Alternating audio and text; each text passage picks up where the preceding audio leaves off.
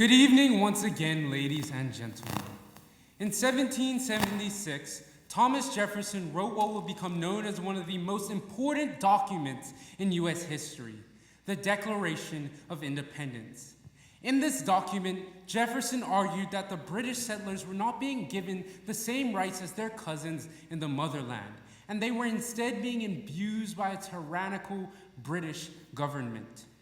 15 years later, in 1791, Benjamin Banneker, the son of a former slave, would profess those same grievances to the original author of the Declaration in reference to the treatment of slaves in the United States of America. In his letter, Banneker highlights the hypocrisy of slavery in a post-Revolutionary War America and argues that blacks should be extended the same rights that powerful politicians like Jefferson have promised to whites. I chose this extract because I believe that we currently live in a world that still leaves us, blacks, with the short end of the stick. And as highlighted in recent years by the Black Lives Matter movement, we must continue to address Banneker's grievance and demand just change. Ladies and gentlemen, a letter to Thomas Jefferson by Benjamin Banneker. Sir, suffer me to recall to your mind the time at which the arms and tyranny of the British Crown were exerted upon you with every powerful effort to reduce you to a state of servitude. Look back, I entreat you, to the variety of dangers to which you were exposed.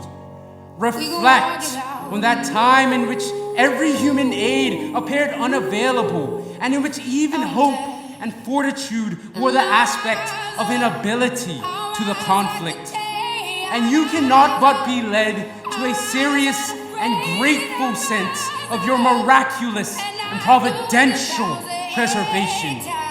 You cannot but acknowledge that the present freedom and tranquility which you enjoy, you have mercifully received, and that it is a peculiar blessing of heaven.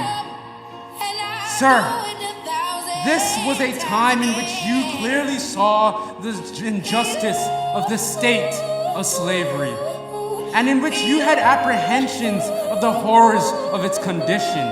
It was now, sir, that your abhorrence thereof was so excited that you publicly held forth this truth and invaluable doctrine, which is worthy to be recorded and remembered in all succeeding ages. We hold these truths to be self-evident, that all men are created equal and are endowed by their Creator to have certain unalienable rights.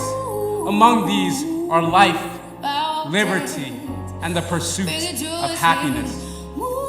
Here, sir, was a time in which your tender feelings for yourselves had engaged you to declare that you were impressed with the proper ideas of the great valuation of liberty and the free possession of those blessings to which you were entitled by nature.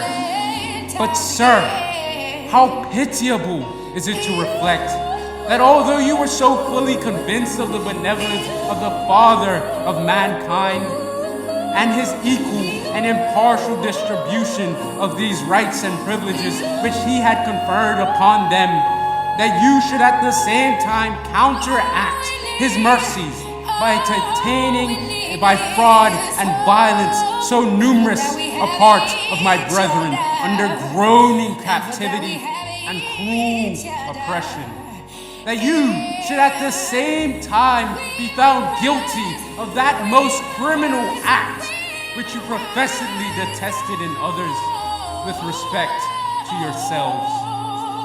Sir, I suppose that your knowledge of the situation of my brethren is too extensive to need recital here. Neither shall I presume to prescribe methods by which they may be relieved, otherwise than by recommending to you and all others to wean yourselves from these narrow prejudices which have imbibed with respect to them, and as Job proposed to his friends, put your souls in their souls' stead.